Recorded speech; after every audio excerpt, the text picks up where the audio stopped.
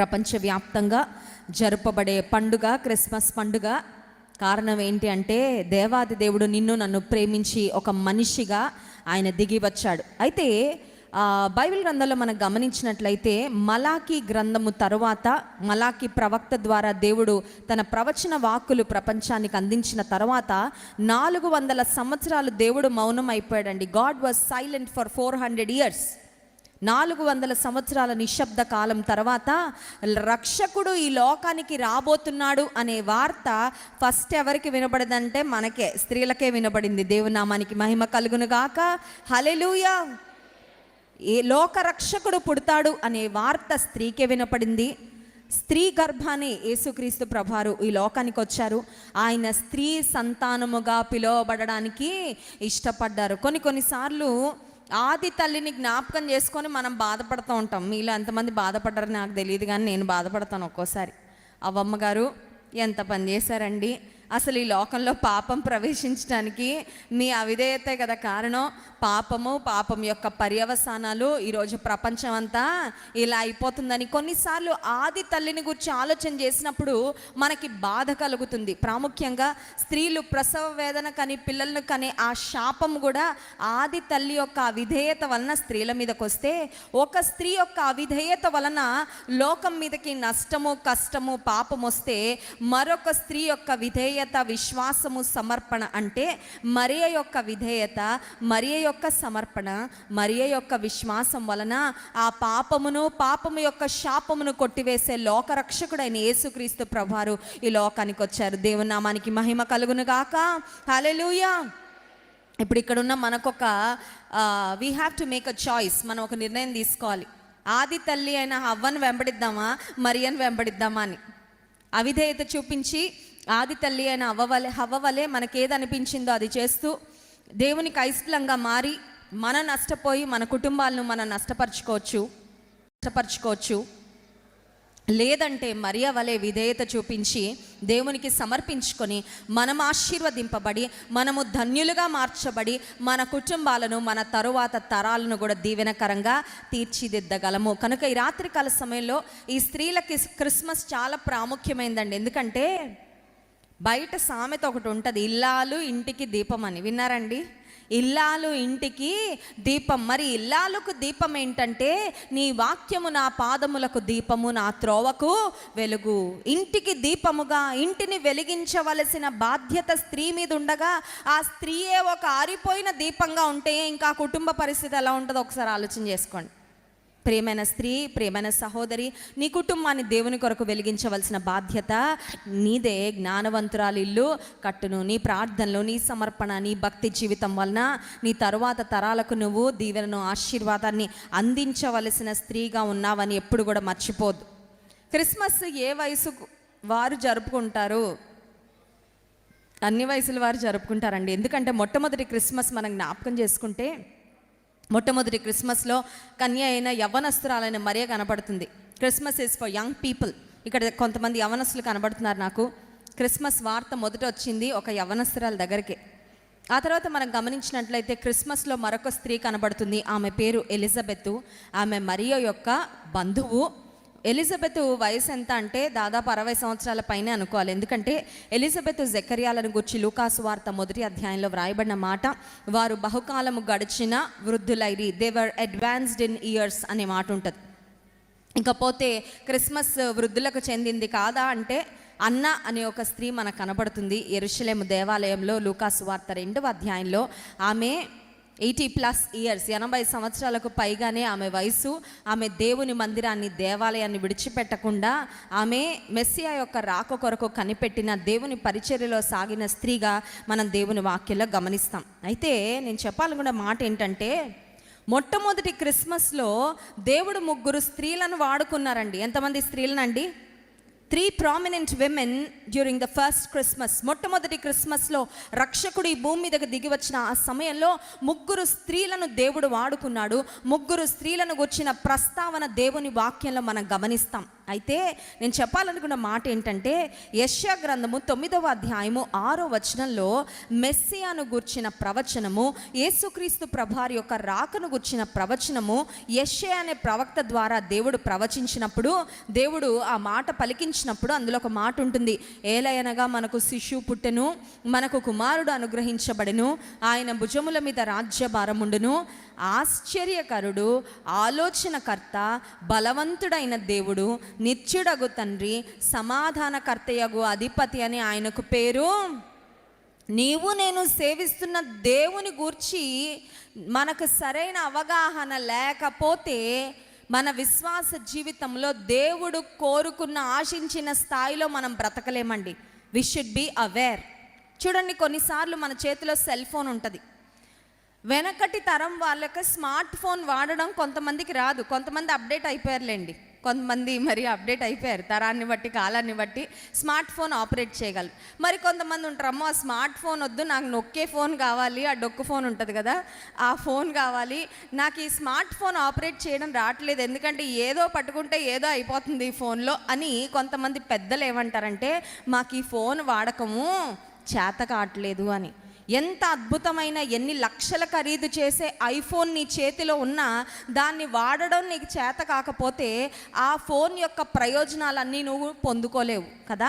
అదేవిధంగా మన దేవుడు ఎంత గొప్పవాడో, నీవు నేను మనం రక్షించిన దేవుడు, మనం వెంబడిస్తున్న దేవుడు, మనం సేవిస్తున్న దేవుడు, మనం ఆశ్రయిస్తున్న దేవుడు, ఆయన యొక్క గొప్పతనము, ఆయనలో ఉన్న విశిష్టత, ఆయనలో ఉన్న ప్రత్యేకత, ఆయనలో ఉన్న శక్తి సామర్థ్యాలను గురించిన ఒక సమగ్రమైన అవగాహన మనకు లేకపోతే ఎంత గొప్ప దేవుడున్నా పనికిరాని వారంగానే బతికేసి ఈ జీవితాన్ని చాలా సామాన్యంగా సాదాసీదాగా జీవితాన్ని ముగించేస్తామండి. అర్థమవుతుందా?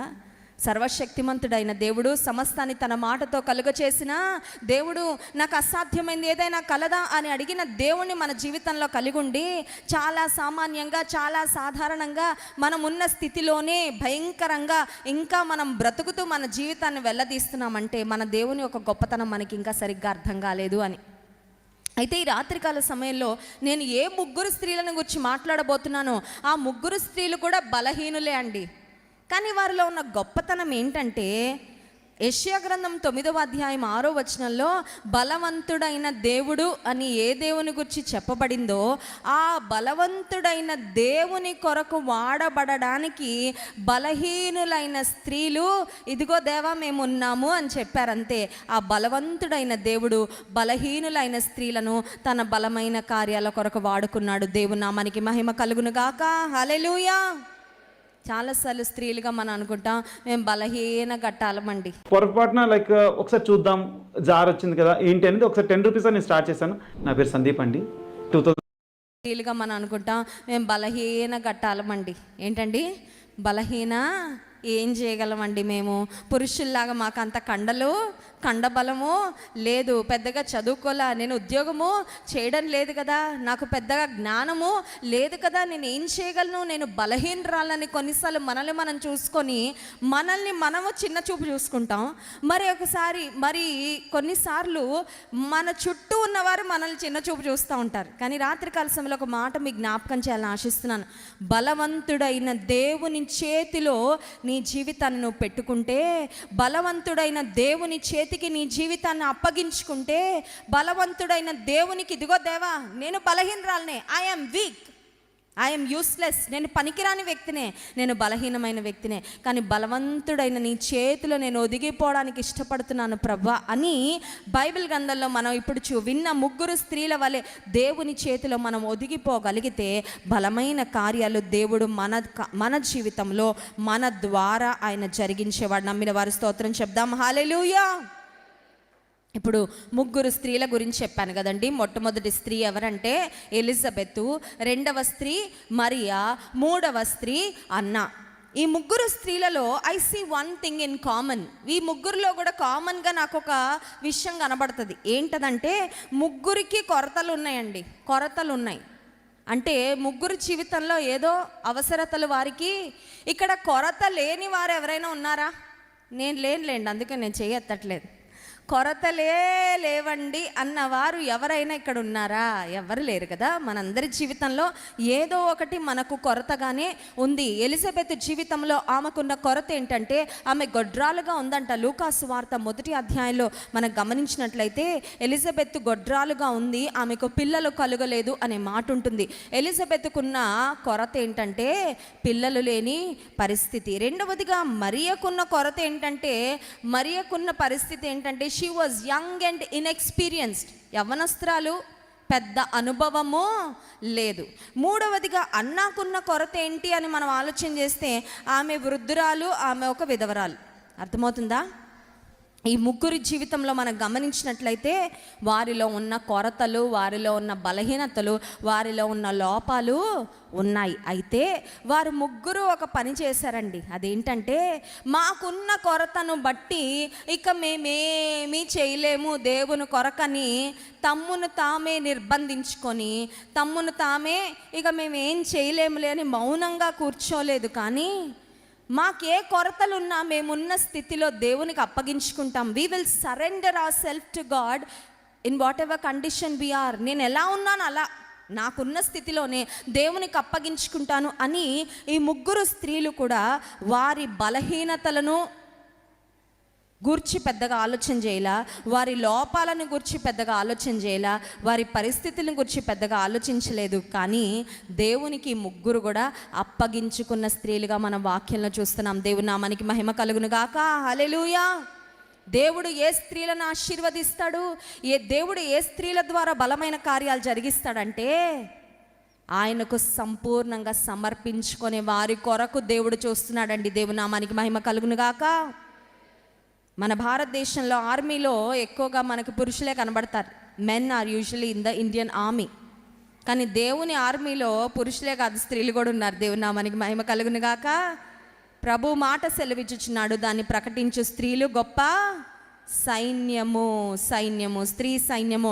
ఆయన సువార్తను ప్రకటించే స్త్రీ సైన్యము కొరకు దేవుడు కనిపెడుతున్నాడు. అటువంటి సమర్పణ కలిగిన వారి కొరకు దేవుడు ఎదురు చూస్తున్నాడు. ఈ ముగ్గురు స్త్రీలను మనం జ్ఞాపకం చేసుకుంటే వారికున్న బలహీనతలు, వారికున్న లోపాలు, వారికున్న పరిస్థితులను బట్టి సాకులు చెప్పలేదు. ఎంతమందికి సాకులు అంటే తెలుసు? మోషేతో మండుచున్న పొదగుండా దేవుడు మాట్లాడారు. ఏమనంటే, మోషే నువ్వు ఐగుప్తుకు వెళ్ళాలి, ఫరోతో మాట్లాడాలి, నా ప్రజలను ఐగుప్తు బానిసత్వం నుండి విడిపించాలి అని దేవుడు మోషేతో మాట్లాడగానే వెంటనే మోషే సాకులు చెప్పడం ప్రారంభించాడు. ఎవరికి చెప్తున్నాడు? దేవునికి చెప్తున్నాడు. ఏమనంటే, నేను నోటి మాంద్యం గలవాడను, నా వల్ల కాదయ్యా. మోషే సాకులు చెప్పాడు.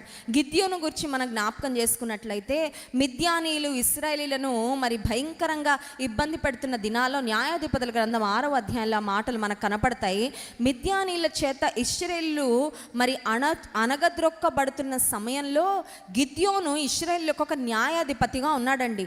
ఇప్పుడు ఒక గానుగ చాటున గోధుమలను గిద్యోను దుల్లగొట్టుకుంటూ ఉండగా దేవుని దూత గిద్యోనుకు ప్రత్యక్షమైనప్పుడు దేవుని దూత గిద్యోనుతో ఒక మాట చెప్తుంది. అది ఆ మాట ఏంటంటే, పరాక్రమము గల బలాఢ్యుడా, ప్రభు నీకు తోడైనాడు. ఒకసారి ఆ మాటలు చూద్దామండి.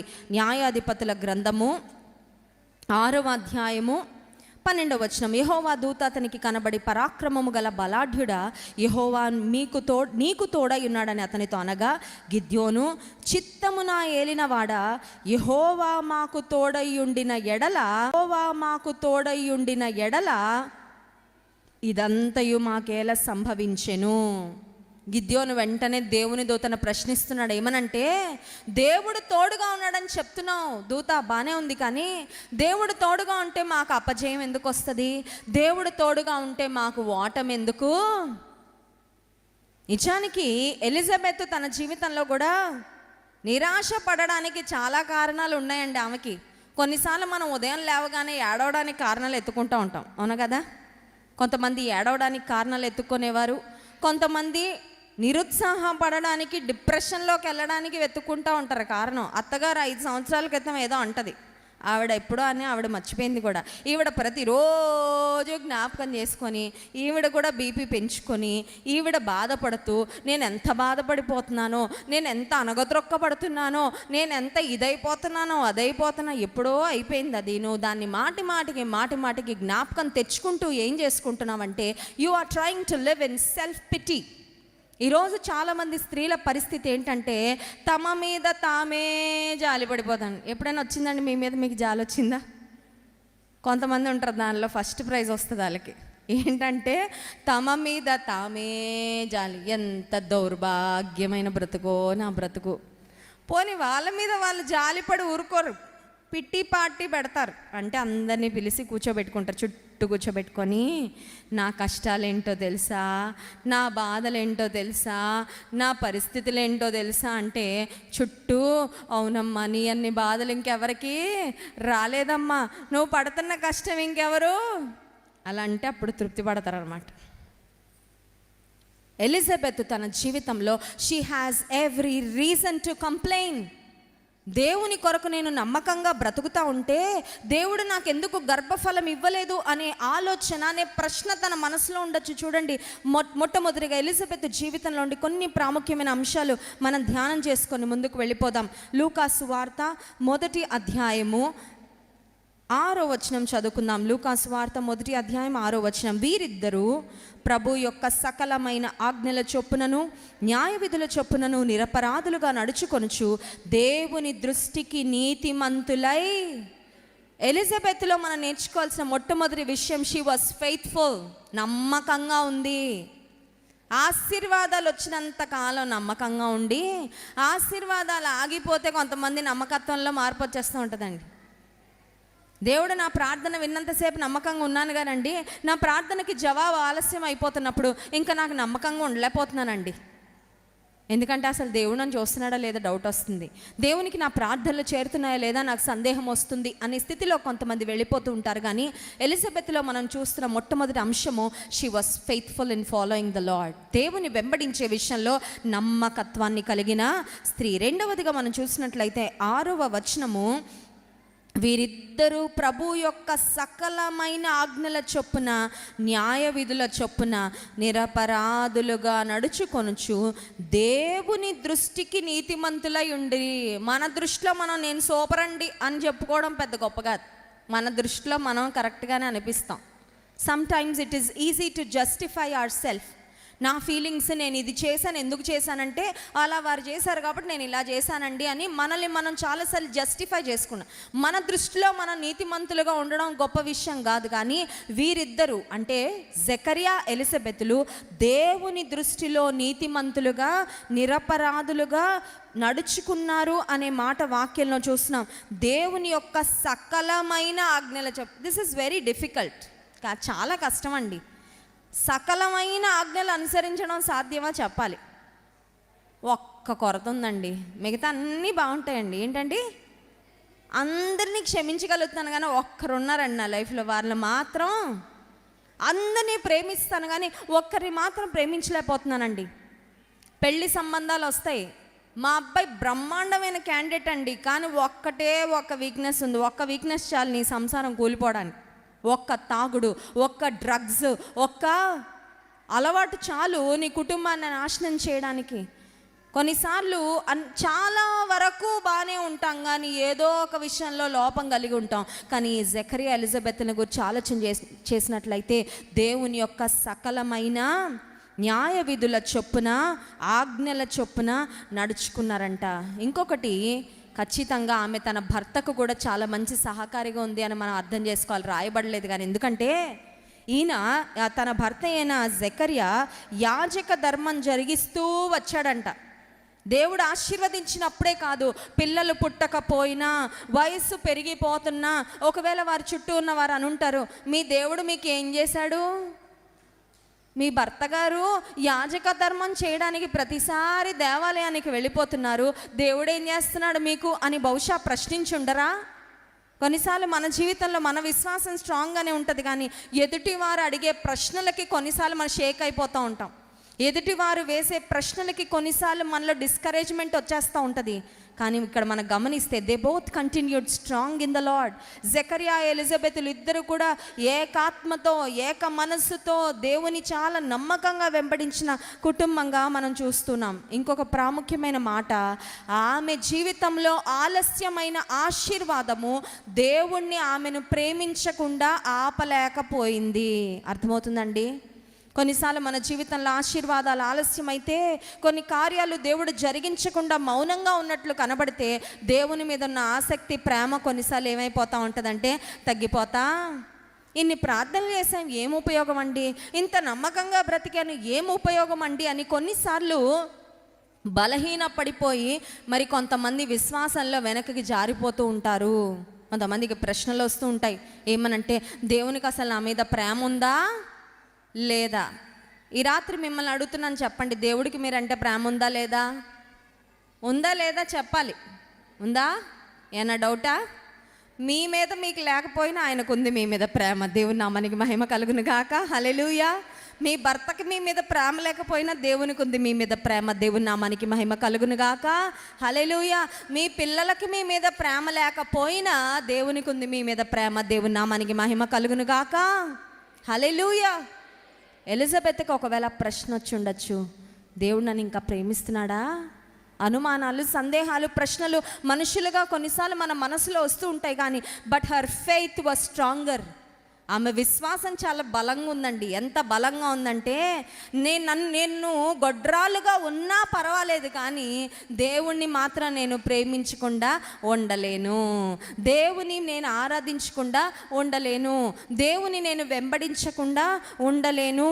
ఆమె జీవితంలో she kept following and she kept serving the lord as she was waiting. కొంతమంది దేవుళ్ళో బాగా ఎదుగుతానండి, నేను అడిగినది దేవుడు ఇచ్చాక అప్పుడు. ఎప్పుడంట? కృతజ్ఞత కూడిక పెట్టుకుంటామండి సంఘం అంతటిని పిలిచి. ఎప్పుడంటే మా వాడికి ఉద్యోగం వచ్చాక. రాకముందు విశ్వాసంతో దేవుడు చేస్తాడని పెట్టలేవా? అది కష్టం కదండి. ప్రతి విషయం అందును కృతజ్ఞతాస్తుతులు చెల్లించుడి, ఇది మీ విషయంలో దేవుని చిత్తము. Give thanks to God in all circumstances. అన్ని విషయాల్లో కృతజ్ఞత చెల్లించే వ్యక్తిగా ఉన్నావా?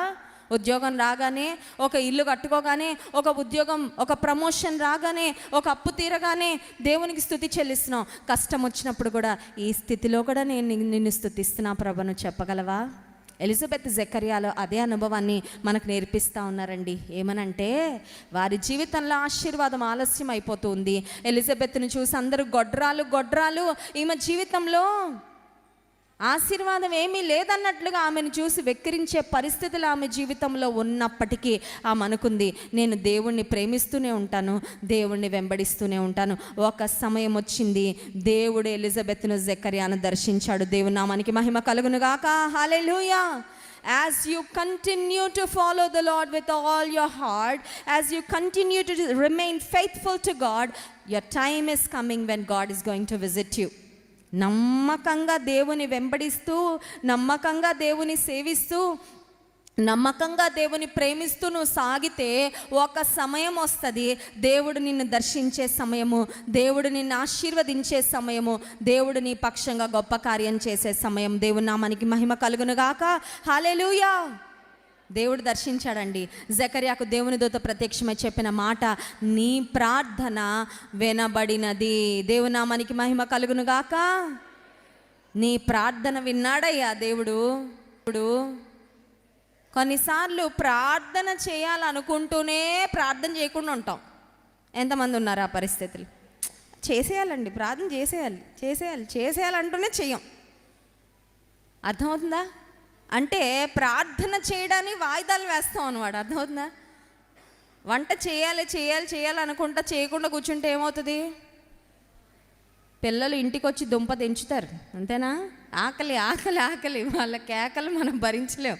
అందుకని వాళ్ళు ఇంటికి రాకముందు ఏం చేస్తాం? స్నాక్స్ అయితే స్నాక్స్, భోజనం అయితే భోజనం, అన్నీ వంట టైంకి చేసి పక్కన పెట్టేస్తూ ఉంటాం, బట్టలు ఉతికేస్తూ ఉంటాం, ఇల్లు క్లీనింగ్ అన్నీ చేసేస్తూ ఉంటాం. ప్రార్థన మాత్రం కొన్నిసార్లు ఏమనుకుంటాం తెలుసా? చేయాలి, చేయాలి. ఇవాళ బలంగా ప్రార్థన చేద్దాం అనుకున్నా, ఇవాళ ఒక గంట సేపు ప్రార్థన చేద్దాం అనుకున్నా, అది చేద్దాం అనుకున్నా, ప్రార్థనలో ఇది అడుగుదాం అనుకుంటున్నావు తప్ప నువ్వు చేయట్లే. అందుకే నీకు ఏ కార్యం జరగట్లేదు. అర్థమవుతుందా? ప్రార్థన దేవుడు ప్రతి విశ్వాసకి ఇచ్చిన శక్తివంతమైన ఆయుధం అయితే, ఆయుధం నీ దగ్గర ఉంది కానీ ఆ ఆయుధాన్ని ఉపయోగించకపోతే దానివల్ల నువ్వు ప్రయోజనాలు ఎలా పొందగలవు? How can you reap the benefits of prayer if you are not praying in your life? ప్రార్థన చేయకపోతే ప్రార్థన విజయాలు, ప్రార్థన ఫలితాలు ఎలా చూడగలవు నీ జీవితంలో? జకర్యాతో దేవుని దూత చెప్పిన మాట, నీ ప్రార్థన వినబడిందయ్యా. విన్నాడు దేవుడు నీ ప్రార్థనలు. ఇదిగో జవాబు వచ్చింది, దేవుడు కార్యం జరిగిస్తున్నాడు. ఇప్పుడు ఎలిజబెత్ దేవుడు ఆమెను జ్ఞాపకం చేసుకొని ఆమె కన్సీవ్ అయిపోయింది, ఆమె గర్భం దాల్చింది. గర్భం దాల్చిన తర్వాత 6 నెలలు అయిపోయిందండి. ఎన్ని నెలలు అయింది? యవ్వన కాలంలో కాదు గర్భం దాల్చింది. ఎప్పుడు దాల్చిందండి? వృద్ధాప్యంలో గర్భము, యవ్వన కాలంలోనే నడువు నొప్పులు, ఆ నొప్పులు, ఈ నొప్పులు కదా. ఈ కాలంలో యవ్వనస్తులు ఎలా ఉన్నారండి? 25 ఏళ్ళకి గర్భం దాల్చిన, అమ్మో నాకు అసలు ఓపిక లేదు, నాకు శక్తి లేదు అని చాలాసార్లు ఓపిక ఉండడం లేదు, శక్తి ఉండడం లేదు. కానీ దేవుడు చేసిన కార్యం ఎంత ఆశ్చర్యం చూడండి. ఎలిజబెత్ వృద్ధాప్యంలో గర్భం దాల్చింది. గర్భం దాల్చిన తర్వాత ఆ సమయంలో ఆమెకు 6 నెలలు అయిన తర్వాత ఇప్పుడు దేవుని దూత మరియకు ప్రత్యక్షమై, పరిశుద్ధాత్మ శక్తి వలన నువ్వు గర్భం ధరించబోతున్నావు అని మరియతో మాట్లాడిన తర్వాత ఇప్పుడు మరియకి ఎవరు గుర్తొచ్చారంటే, మరియ పరిశుద్ధాత్మ వలన గర్భము ధరించగానే మరియకి ఎవరు గుర్తొచ్చారంటే ఎలిజబెత్ గుర్తొచ్చింది. దేవుని నామానికి మహిమ కలుగును గాక. నేను ఎలిజబెత్ దగ్గరికి వెళ్ళిపోవాలనుకుంది మరియా. ప్రేమైన సహోదరి, దేవునిలో నీవు నీ తోటి వారిని ప్రోత్సహించే స్త్రీగా, ఎవరికైనా కష్టంలో నువ్వు గుర్తొస్తున్నావా లేదా? గుర్తు రావాలండి. ప్రభు ప్రేమను కలిగిన స్త్రీవైతే నీ తోటి వారు, నీ కుటుంబీకుల కష్టంలో నీకు ఫోన్ చేస్తారు. ఎందుకంటే వాళ్ళకి తెలుసు నీ దగ్గర వారికి ఆదరణ దొరుకుతుందని, నీ దగ్గర వారికి ఊరట దొరుకుతుందని.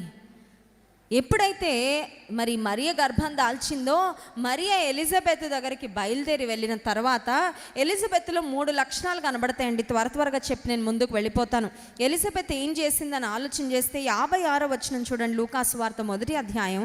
అంతటా మరియ ఇంచుమించు 3 నెలలు ఆమెతో కూడా ఉండి పిమ్మట తన ఇంటికి తిరిగి 6 నెలలు గర్భవతిగా ఉన్న ఎలిజబెత్ అప్పుడే గర్భం దాల్చిన మరియను తన ఇంట చేర్చుకొని 3 నెలలు పెట్టుకుంది. ఇది సామాన్యమైన విషయమా? చెప్పాలి.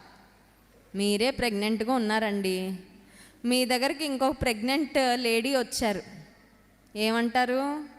నాకే నేను చేసుకోలేకపోతున్నాను, రేపు పొద్దున మీ ఇంటికి వెళ్ళిపోయే నా వల్ల నా వంటలే నేను వండుకోలేకపోతున్నా. ఎలిజబెత్ తానే ఒక బరువు మోస్తూ ఉంది, ఒక బిడ్డను మోస్తుంది వృద్ధాప్యంలో. But she was a women of hospitality. ఎంత చక్కని ఆతిథ్యం చేసే మనసు అండి ఎలిజబెత్ది. మరియ వస్తే అంటది, నా ప్రభు తల్లి నా యొద్దకు వచ్చుట నాకేలాగూ ప్రాప్తించెను అనే మాట ఆమె పలికినట్లుగా చూస్తున్నాం. ఎలిజబెత్లో 3 లక్షణాలు మనకు కనబడతాయి. మొట్టమొదటి లక్షణము, 3 నెలలు మరియను తన ఇంట్లో చేర్చుకొని. అంటే ఒక మాటలు చెప్పాలంటే 6th మంత్ తర్వాత అంటే 7th 8th 9th మంత్స్ చాలా కష్టంగా ఉంటాయి. అవునా కాదా? పిల్లల్ని కన్న తల్లులకు తెలుసు. 7 8 9 నెలల్లో బిడ్డ బరువు పెరిగిపోతా ఉంటాడు. ఆ తర్వాత తల్లికి నిద్ర పట్టదు, చాలా ఇబ్బందికరంగా ఉంటుంది పరిస్థితి. అటువంటి సమయంలో కూడా మరియను తన ఇంట చేర్చుకొని 3 నెలలు ప్రేమ చూపించి ఆతిథ్యం ఇచ్చిందంటే ఎలిజబెత్ ఒక చక్కని ఆతిథ్యం చేసే స్త్రీగా కనబడుతుంది. దేవుని నామానికి మహిమ కలుగును గాక. హల్లెలూయా. ఆతిథ్యము చే మరొకడి కొందరు ఎరుగకనే దేవదూతలకు. ప్రేమైన స్త్రీ, నీలో ఆ లక్షణం ఉందా? ఆ లక్షణము మరి మనం కలిగి ఉండాలి దైవికమైన స్త్రీలుగా. రెండవదిగా మనం చూసినట్లయితే మరియా ఎలిజబెత్ దగ్గరకు రాగానే 42వ వచనం చూడండి, స్త్రీలలో నీవు ఆశీర్వదింపబడిన దానవు, నీ గర్భఫలమును ఆశీర్వదింపబడును. ఎలిజబెత్ మరియను ఆశీర్వదిస్తుందండి. దేవుని నామానికి మహిమ కలుగును గాక. హల్లెలూయా. తోటి స్త్రీలు కనబడగానే మనం ఏం చేయాలి? ఆశీర్వచనాలు పలకాలి. ఆశీర్వాదమునకు వారసులవుటకు మీరు పిలువబడితిరి కనుక అది దేవునికి అయిష్టమైనవి. శాపవచనాలు మన నోటిలో రావడానికి వీల్లేదు, కానీ ఇతరులను దీవించమని దేవుని వాక్యంలో వ్రాయబడినట్లుగా మనం గమనిస్తున్నాము. ఇక్కడ ఎలిజబెత్ ఏం చేస్తుందంటే మరియ రాగానే ఆమెను ఆశీర్వదిస్తుంది. ఇంకొక అనుభవం కూడా మనం చూస్తాము. 43వ వచనం, నా ప్రభు తల్లి నా యొద్దకు వచ్చుట నాకెలాగూ మేరీ అనొచ్చు కదా, ఏమ్మాయి అనొచ్చా, అనకూడదా? అనొచ్చా? కానీ ఏమంటుంది? నా ప్రభు. మరియా, నువ్వు వయస్సులో చిన్నదానివి కావచ్చు, నువ్వు నా బంధువే కావచ్చు, కానీ నీకు దేవుడిచ్చిన కృప, దేవుడు నిన్ను పెట్టిన స్థానం చాలా గొప్పదమ్మా. నీకు దేవుడిచ్చిన కృపను బట్టి I want to honour you. నేను నిన్ను గణపరుస్తున్నాను. పిల్లలు చిన్నోళ్ళు పెద్దోళ్ళని గణపరచడం ఈజీ ఏమో, కానీ ఈ రోజుల్లో పిల్లల పెద్దోళ్ళని కూడా గణపరచట్లేదండి. ఎవరిని వాళ్ళే గణపరుచుకునే బిజీలో ఉంటున్నారు కదా. నేనే గొప్ప, మేమే గొప్ప, మీరేం గొప్ప అన్నట్లుంది పరిస్థితి. ఒకరినొకరు గణపరుచుకునే అనుభవాలు మనకు కనబడడం లేదు. ఎవరికి వారు గర్వంతో విర్రవీగే పరిస్థితులే మనం చూస్తూ ఉన్నాం. కానీ ఇక్కడ పెద్దదిగా ఉంది ఎలిజబెత్ వయసులో, అనుభవంలో, ఆత్మీయతలో. మరియ తనకన్నా వయసులో చిన్నది. లోకరక్షకుణ్ణి మోస్తుంది మరియ. కాబట్టి ఈమె ఇప్పుడు నాకు మరియ కాదు, నా ప్రభు తల్లి అయిపోయింది. దేవుని నామానికి మహిమ కలుగును గాక. హల్లెలూయా. ఎలిజబెత్ నుండి మనం నేర్చుకునే మరొక అంశం ఏంటంటే ఎదుటి వారిని ఘనముగా ఎంచుట. అది చేసి చూడండి, చాలా బాగుంటాయి రిలేషన్షిప్స్, బంధాలు బలపడతాయండి. కుటుంబంలో కోడలు అత్తని గౌరవించడం నేర్చుకుంటే, తోడి కోడల్ని గౌరవించడం నేర్చుకుంటే, నీ వదినను మరదలను గౌరవించడం నేర్చుకుంటే, సంఘంలో తోటి స్త్రీలను గౌరవించడం నేర్చుకుంటే, నీ ఉద్యోగ స్థలంలో నీ తోటి వారిని గౌరవించడం నేర్చుకో, నీ గౌరవం పెరిగిపోద్ది. దేవుని నామానికి మహిమ కలుగును గాక. హల్లెలూయా. అంతేగాని లెక్క లేకుండా మాట్లాడుతూ అందరినీ తోలనాడి మాట్లాడుతుంటే నువ్వు ఇతరులకు ఏది ఇవ్వవో అది నీకు కూడా రాదు. అందుకే యేసే అన్నాడు కదా, నీవు ఏం పొందాలనుకున్నావు అదే చేయి. Do to others what you want them to do to you. గణపరచబడాలని ఆశ ఉందా? ఎదుటివారిని గణపరచడం నేర్చుకో. ఎలిజబెత్ అదే చేసిందండి.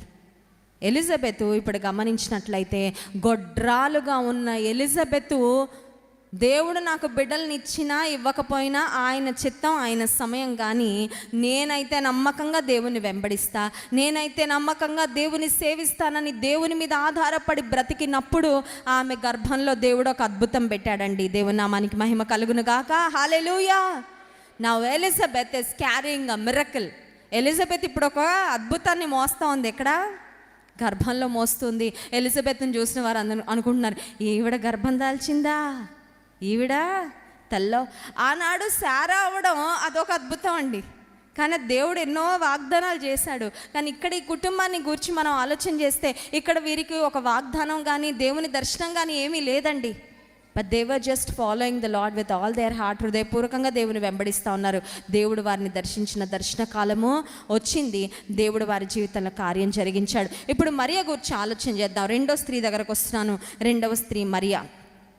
మరియలో ఉన్న లోపాలు, లేదంటే మరియ జీవితంలో ఉన్న పరిస్థితులు ఏంటి అని మనం ఆలోచన చేస్తే, షీ వాజ్ టూ యంగ్.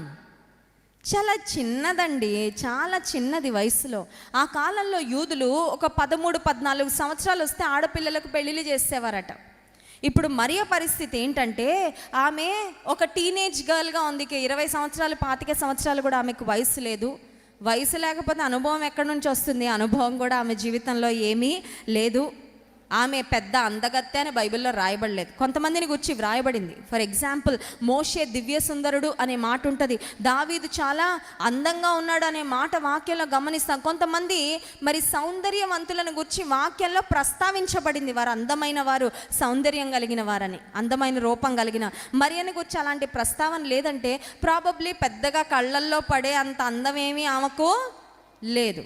బైబిల్లో ధనికులను గురించి వ్రాయబడింది. పలానా వ్యక్తి ధనికుడని, మరియ ధనికురాలని కూడా వ్రాయబడలేదు. అంటే అర్థం ఏంటంటే, probably she was from a poor or middle class family. ఒక సాదా సీదా కుటుంబానికి చెందిన స్త్రీగా మరియను మనం గమనిస్తున్నాము.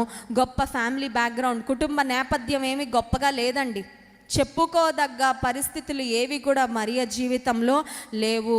కానీ మరి మరియను దేవుడు ఎందుకు ఏర్పరచుకున్నాడంటే, she was rich in spirituality.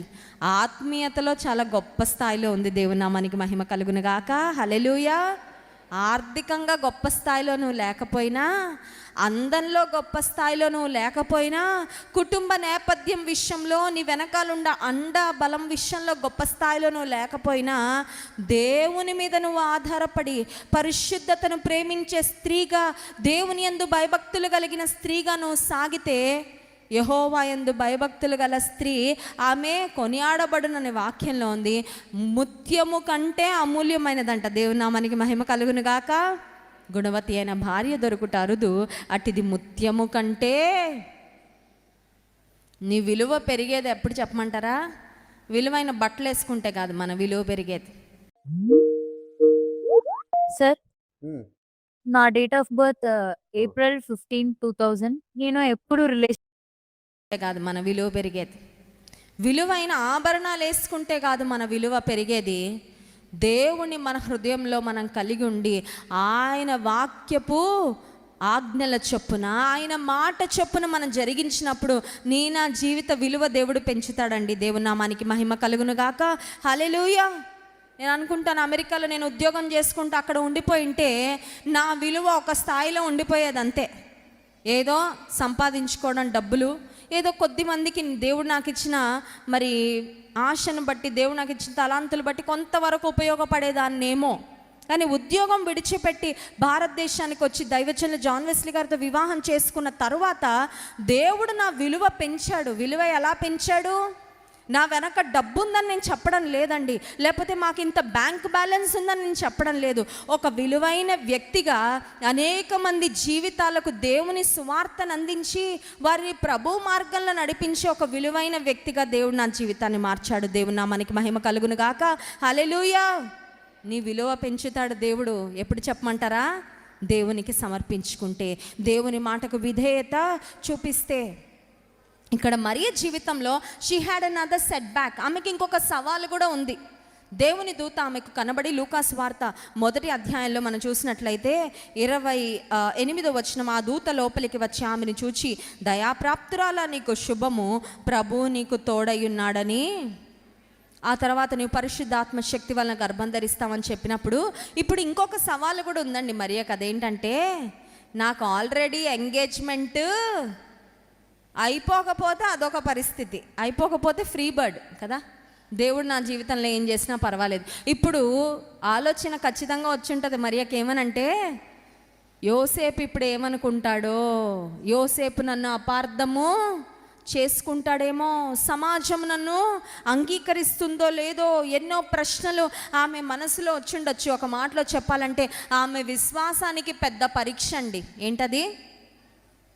నీ విశ్వాసానికి కూడా దేవుడు పరీక్షలు పెడతాడు. గమనించు, అవి పరీక్షలని గమనించు. ఆ పరీక్షలో, విశ్వాస పరీక్షలలో దేవుని మీద ఆధారపడి పాస్ అవ్వు, ప్రమోషన్ ఇస్తాడు దేవుడు నీకు. దేవుని నామానికి మహిమ కలుగును గాక. పరీక్ష లేకపోతే ప్రమోషన్ వస్తుందా? మనకు పరీక్షలు ఇష్టం ఉండవు. చిన్నప్పుడు ఎంతమందికి పరీక్షలు అంటే ఇష్టం అండి? ఎవరికి ఇష్టం లేదు. నాకు చిన్నప్పుడు మరి లెక్కలంటే భయం కొంతకాలం దాకా. 9th, 10th వచ్చేసరికి మ్యాథ్స్లో బాగా చదవడం నేర్చుకున్నాను. కానీ మధ్య టైంలో ఆల్మోస్ట్ ఒక 7th, 8th ఆ క్లాసెస్లో నాకు మ్యాథ్స్ అంటే భయం వచ్చింది ఎందుకో. రేపు పొద్దున మ్యాథ్స్ ఎగ్జామ్ అనగానే ప్రార్థన చేసేదాన్ని, ఈ రాత్రే నీ రాకడ వచ్చేస్తే ఎంత బాగుండయ్యా, రేపు పొద్దున పరీక్ష రాయకుండా పరలోకంలో ఉండొచ్చు కదా అని కొంచెం విచిత్రమైన సిల్లీ ప్రేయర్ చేసేదాన్ని చిన్నప్పుడు. పరీక్షలు అంటే మనకి ఇష్టము. బహుశా ఇక్కడున్న మీరు అందరూ అనుకున్న పరీక్షలు రాసే వయసు దాటిపోయిందండి.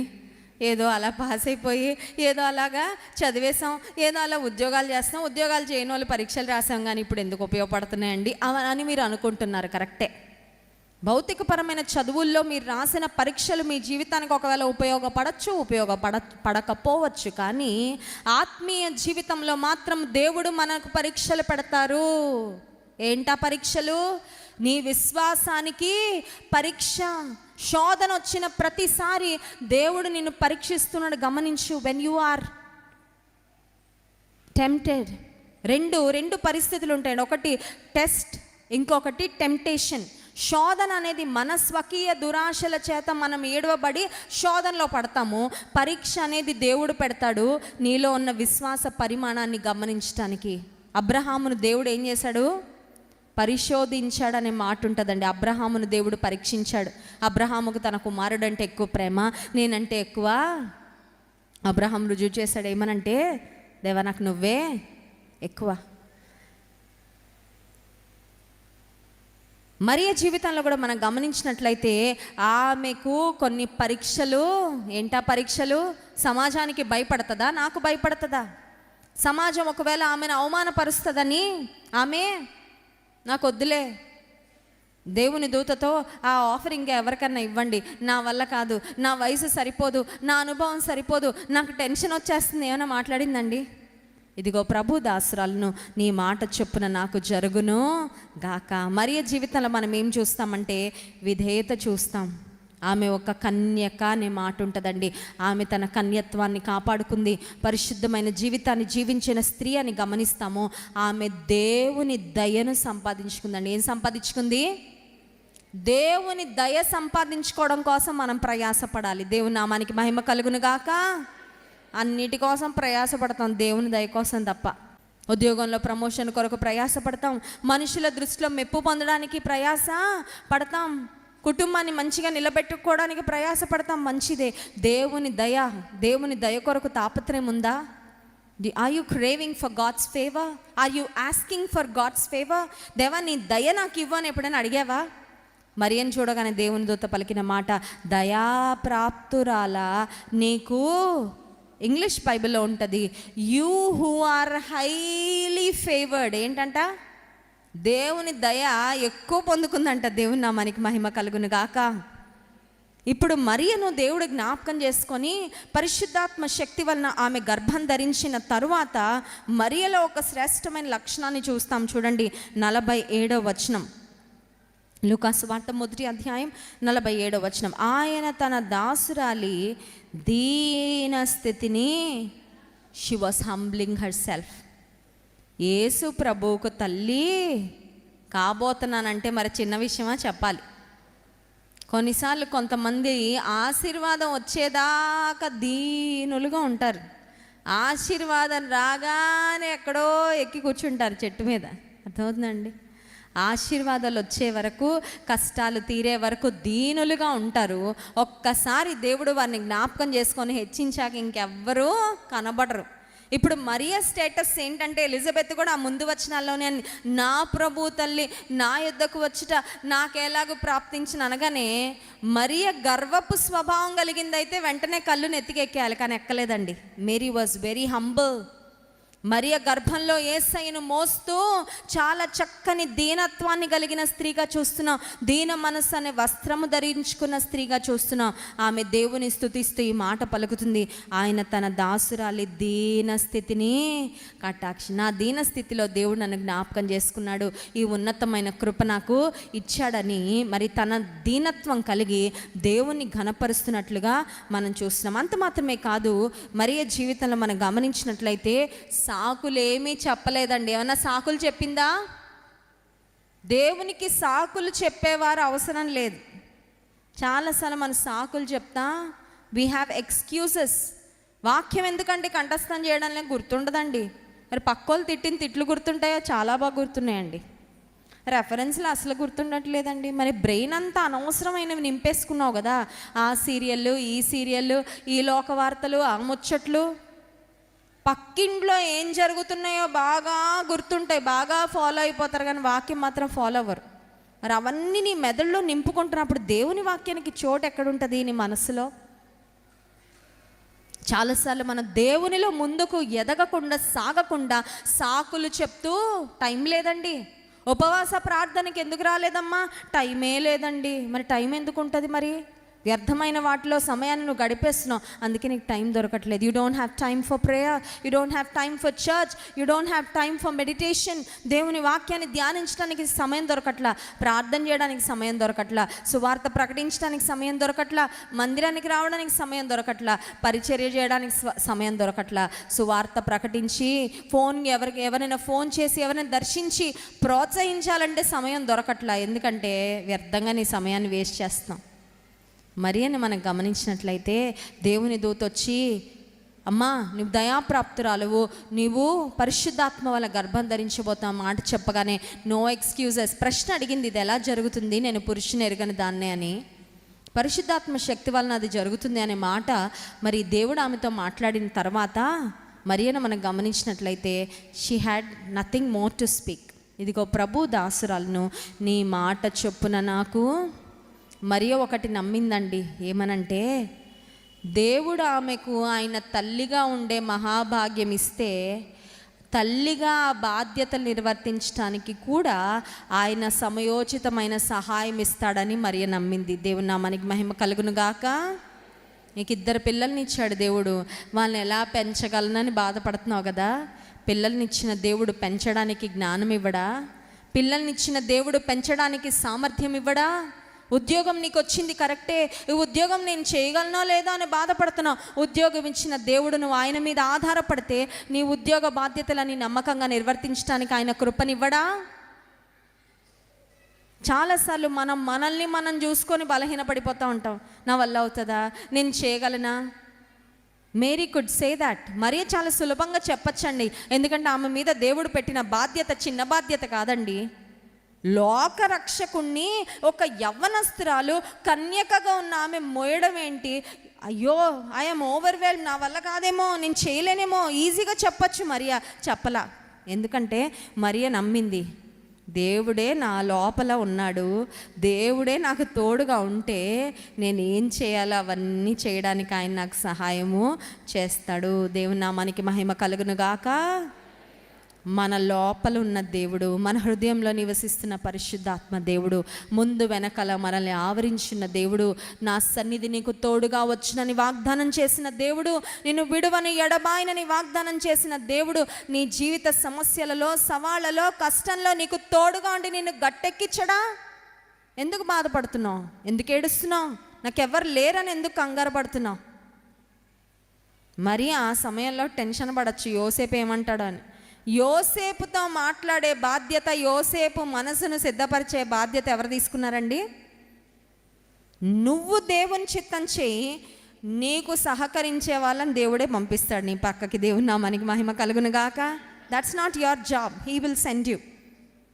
ఆయన పనిలో నువ్వు ఉంటే, ఆయన మాటకు నువ్వు విధేయత చూపిస్తే నీకు తగిన సమయాన్ని మరి సమయానుకూలంగా సమయోచితంగా దేవుడు పంపిస్తాడు. దేవుని నామానికి మహిమ కలుగును గాక. హల్లెలూయా. 3వ స్త్రీని గురించి చెప్పి నేను ముగిస్తాను, సమయం అయిపోతుంది. మొదటి స్త్రీ ఎవరండి? ఎలిజబెత్. 2వ స్త్రీ ఎవరు? మరియా. 3వ స్త్రీ అన్నాను గురించి ఒకసారి చదువుదాం చూడండి. లూకాసు వార్త 2వ అధ్యాయము 36వ వచనం. మరియు ఆషేరు గోత్రికురాలను పనూయేలు కుమార్తెయునైన అన్నాను ఒక ప్రవక్త్రి ఉండెను. ఆమె కన్యాత్వము మొదలు 7 ఏండ్లు పెనిమిటితో సంసారము చేసి బహుకాలము గడచినదై 84 సంవత్సరములు విధవరాలయుండి దేవాలయము విడువక ఉపవాస ప్రార్థనలతో రేయింబగళ్ళు సేవ చేయుచుండెను. What were her setbacks? Anna పరిస్థితి ఏంటి? అన్నాకున్న బలహీనతలు, మైనస్ పాయింట్లు ఏంటంటే మైనస్లు ఉన్నాయి. వృద్ధురాలంట. వృద్ధాప్యంలో ఉన్న వాళ్ళకి వాళ్ళ వృద్ధాప్యమే ఓ మైనస్ కదా, తగ్గిపోయే బలం అండి. నేను ఏం చేయగలను? వృద్ధాప్యంలో ఉంది, మొట్టమొదటి మైనస్. 2వ మైనస్ ఏంటంటే ఆమె విధవరాలు, ఆమెకు భర్త లేడు, పిల్లలు కూడా బహుశా లేరేమో, అందుకే ఆమె ఒంటరిగా ఉన్నట్లుగా కనపడుతుంది. మనం గమనిస్తున్నాం వాక్యంలో. She has every reason to be depressed, she has every reason to complain. అటువంటి స్థితిలో వృద్ధాప్యంలో విధవరాలుగా తనతో పాటు తను చూసుకోవడానికి ఎవరు లేనన్నప్పుడు మనసు ఎలా ఉంటుందండి? చాలా కృంగుదలగా. వృద్ధాప్యంలో చుట్టూ పిల్లలుండి భర్త ఉంటేనే కొంతమంది కృంగుదల వచ్చేస్తూ ఉంటుంది. ఇప్పుడు ఆమెకి భర్త లేడు, ఆమెను చూసుకునే పిల్లలు ఎవరూ లేరు, వృద్ధాప్యంలో ఉంది. ఆమె చాలా నిరాశగా ఉండొచ్చు, ఆమె చాలా కృంగిపోయి ఉండొచ్చు, ఆమె ఒంటరిగా ఫీల్ అవ్వచ్చు, ఆమె కంప్లైంట్ చేయొచ్చు. ఏమనంటే, ఎందుకో ఈ బతుకు, పరలోకానికి ఎప్పుడు దేవుడు పిలుస్తాడా అని ఏం చేస్తున్నాను. మా అమ్మమ్మ ఉన్నారు, మరి ఆమె చాలా ధన్యురాలు. 90 సంవత్సరాలు దాటేశారు మా అమ్మమ్మ. దాదాపు మా అమ్మమ్మ 80 సంవత్సరాల నుండి ఒకే పాట పాడుతున్నారు. ఏ పాట? ఏసయ్య పిలిస్తే వెళ్ళిపోవడానికి రెడీగా ఉన్నానని. పిలవట్లేదు ఏసయ్య, చాలాసార్లు రెడీ అయిపోయారు మా అమ్మమ్మ వెళ్ళిపోవడానికి. వెళ్ళిపోతున్నాను వెళ్ళలా. దేవుడు అన్నాడు ఇంకా ఉండండి కొద్ది రోజులు. కొన్నిసార్లు వృద్ధాప్యంలోకి వచ్చిన తర్వాత ఇక్కడ చేసేది ఏముందమ్మా, నేను రెడీగా ఉన్నాను వెళ్ళిపోవడానికి అనుకుంటాం. కానీ దేవుడు ఇక్కడ ఉండమన్నంత కాలం ఏం చేయాలా? మనం రెడీ అయినా ఆయన కమ్మనేదాకా ఇక్కడే ఉండాలి. అవునా కాదండి? అన్నాను మనం గమనించినట్లయితే God has given her a long life. దేవుడు ఆమెకు దీర్ఘాయుష్యును ఇచ్చాడు.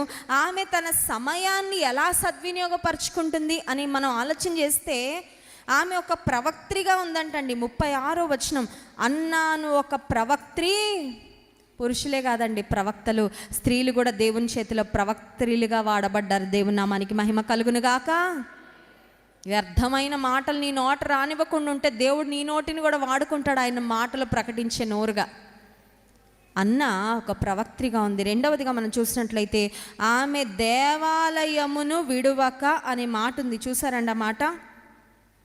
కన్యాత్వం మొదలుకొని 37వ వచనం చూడండి.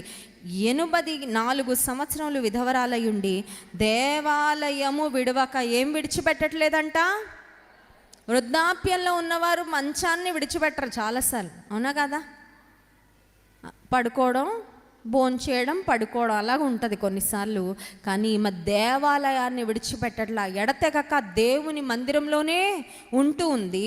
మూడవదిగా ఆమె ఏం చేస్తుందని ఆలోచన చేస్తే ఉపవాస ప్రార్థనలతో she was fasting and praying. వయసులో ఉన్న వాళ్ళకే ఉపవాసం కష్టమైపోతుంది. అవునా కదా? ఒక్క పూట ఉపవాసం ఉంటే కొన్నిసార్లు మనకి ఏమైపోతున్నాయి? కళ్ళు తిరిగిపోయి, బీపీ డౌన్ అయిపోయి, నీరసాలు వచ్చేసి అమ్మో మా వల్ల కాదండి, ప్రార్థన అయితే చేయగలం కానీ ఉపవాస ప్రార్థన. కానీ అన్న నుండి మనం నేర్చుకోవాల్సిన ఒక శ్రేష్టమైన అనుభవము ఉపవాస ప్రార్థనలు చేసే స్త్రీగా మనకు కనపడుతుంది. ఉపవాస ప్రార్థనలతో రేయింబగళ్ళు సేవ చేస్తుందంట. దేవుని నామానికి మహిమ కలుగును గాక. అనుకుంటున్నా రేయింబగళ్ళని ఎందుకుంది తెలుసా? వృద్ధాప్యానికి వచ్చాక నిద్ర పట్టదు. అవునా కదా? పెద్దోళ్ళకి తెలుసు. ఇక్కడ యవ్వన కాలంలో బాగా నిద్ర పడుతుంది కానీ టైం ఉండదు నిద్రపోవడానికి. అవునా కదా? యవ్వన కాలంలో ఏమవుతుందండి, మనకి అలా వదిలేసి నిద్రపోదామని ఉంటుంది కానీ మన పనులు, మన బాధ్యతలు మనల్ని నిద్రపోని. పొద్దునే లేవాలి, వంట చేయాలి, పిల్లల్ని సిద్ధపరచాలి, స్కూల్కి పంపించాలి, క్యారేజీలు పెట్టాలి, భర్త. వృద్ధాప్యానికి వచ్చేసరికి పాపం బోల్డ్ అంత టైం ఉంటుంది కానీ వాళ్ళకి నిద్ర రాదు. అవునా కాదు? విచిత్రంగా ఉంటుంది జీవితం. అయితే ఇక్కడ అన్నను గురించి మనం జ్ఞాపకం చేసుకుంటే దివారాత్రములు as long as she is awake, అది పగలైనా రాత్రైనా అనవసరం, నాకు మెళకు ఉంటే నేను ఉపవాసం చేస్తూ ప్రార్థన చేస్తూ దేవుని రాక కొరకు కనిపెడుతూ ఉంటాను. ఎంత శ్రేష్టమైన అనుభవం కలిగిన స్త్రీ. దేవుని నామానికి మహిమ కలుగును గాక. హల్లెలూయా. She has every reason to complain. She has every reason to be depressed. కృంగిపోవడానికి, నిరాశపడడానికి, ఇంకెందుకండి ఈ బ్రతుకు ఇంకా ఎప్పుడు అయిపోద్దా అని ఎదురు చూస్తున్నానని తన జీవితంలో నిరాశగా బ్రతకలేదు. కానీ అన్న ఏం చేస్తూ ఉందంటే, నాలో ఉండే బలహీనతలు నాకున్నాయి, నా వయసు పైబడిపోతూ ఉంది, నన్ను చూసుకోవడానికి ఎవరు లేరు, నేను ఒక విధవరాలుగా ఉన్నాను, అయితే నేనేం చేయగలను దేవుని కొరకు నేను అది చేస్తాను అనుకుంది. దేవుని నామానికి మహిమ కలుగును గాక. హల్లెలూయా. We cannot do everything, but we all can do something. అర్థమవుతుందండి? తెలుగులో చెప్తా. మనం అందరము అన్నీ చేయలేం కానీ మనం అందరము ఏదో ఒకటి చేయగలమా చేయలేమా? మీరు చేసావు నేను చేయలేను, నేను చేసావు మీరు చేయలేరు.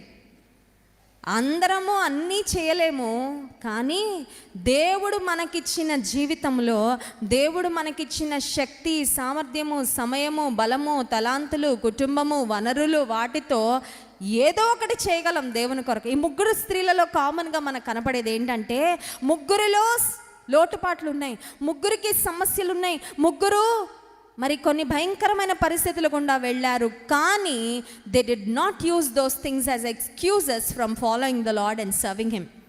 దేవుని వెంబడించడానికి, దేవుని చేతిలో వాడబడడానికి, దేవుని సేవ చేయడానికి వారి జీవితంలో ఉన్న ఏ పరిస్థితిని కూడా వారు ఒక సాకుగా ఉపయోగించుకోలేదు. ఈ రాత్రికాల సమయంలో ఇక్కడున్న వారందరినీ ఈ సవాలు చేసి ముగించాలని ఆశపడుతున్నా. నీ జీవితంలో దేవుని కొరకు నువ్వు వాడబడాలని నీకు ఆశ ఉంది, కానీ కొన్ని సాకులు చెప్తా ఉన్నావు. ఇది మారితే, అది అయిపోతే, ఇది తీరిపోతే అప్పుడు దేవుని కొరకు వాడబడతానండి, అప్పుడు బాగా ప్రార్థన చేద్దాం అనుకుంటున్నానండి. మోకాళ్ళ నొప్పులు ఉన్నాయి కాబట్టి మోకరించి ప్రార్థన చేయలేకపోతావు, కూర్చొని ప్రార్థన చేయలేవా? మోకాళ్ళ నొప్పులు ఉన్నాయి కరెక్టే, స్వరం ఎత్తి ఎలుగెత్తి బిగ్గరగా కన్నీటి ప్రార్థన చేయడానికి ఏంటి నీకు? ఏం ఆపుతుంది నిన్ను? నీవున్న స్థితిలో నీ చుట్టూ ఉన్నవారు అంటూ ఉన్నారు, నీ జీవితంలోనే ఆశీర్వాదం లేదు, నువ్వేం ప్రార్థన చేస్తావు? ఏం పర్వాలా, ఆయన సమయంలో ఆయన ఇస్తే ఇచ్చాడు, లేకపోతే లేదు.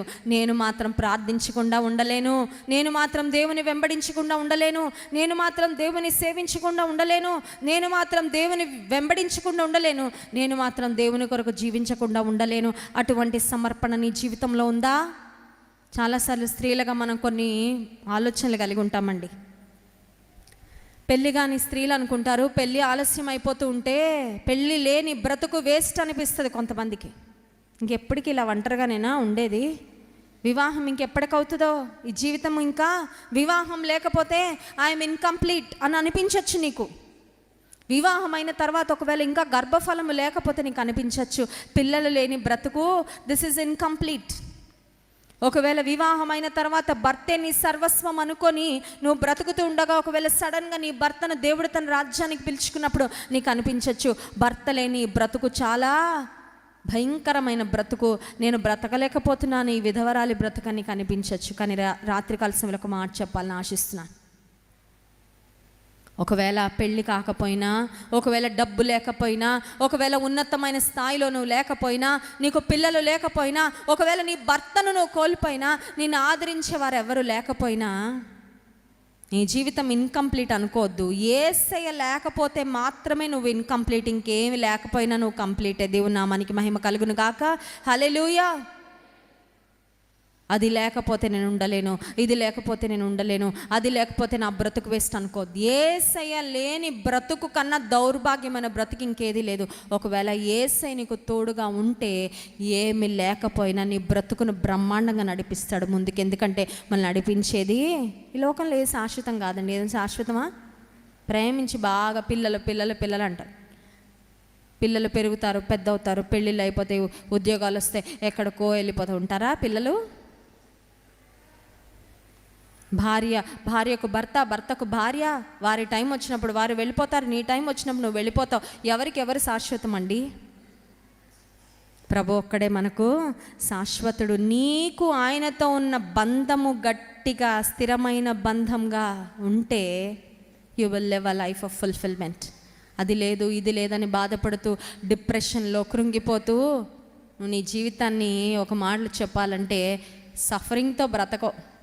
ప్రభువును కలిగిన నీవు నిరీక్షణతో బ్రతుకుతావు, ధైర్యంతో బ్రతుకుతావు. ఆనాడు ఎలిజబెత్ దేవుడు ఆమెను జ్ఞాపకం చేసుకునే వరకు, until she received her miracle, she was faithful. ఈ రాత్రికాల సమయంలో ఇక్కడున్న స్త్రీలను నేను ప్రోత్సహించాలని ఆశపడుతున్నాను. మీ జీవితంలో మీరు అద్భుతం కొరకు వెయిట్ చేస్తున్నారు, కరెక్టే. అద్భుతం జరిగే వరకు నమ్మకంగా దేవుని వెంబడించండి. ఎలిజబెత్ లాగా, మరియ వలె ఒకవేళ నీ జీవితంలో ఉన్న పరిస్థితులు నీకు కొంచెం సవాలుతో కూడిన పరిస్థితులుగా ఉండొచ్చు. నా శక్తి సరిపోద్దా, నా బలం సరిపోద్దా, నా జ్ఞానం సరిపోద్దా నీకు అనిపించవచ్చు. మరియను బలపరిచిన దేవుడు నిన్ను కూడా బలపరుస్తాడు.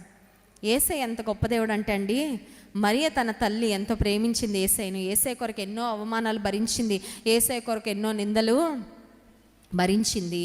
ఆయన సిలువ మీద చనిపోతూ కూడా ఆ తల్లితో మాట్లాడాడు. దేవుని నామానికి మహిమ కలుగును గాక. ఆఖరు మాటలు ఆయన పలికిన 7 మాటల్లో తల్లితో, అమ్మా నీ ప్రేమ నేను మర్చిపోలా,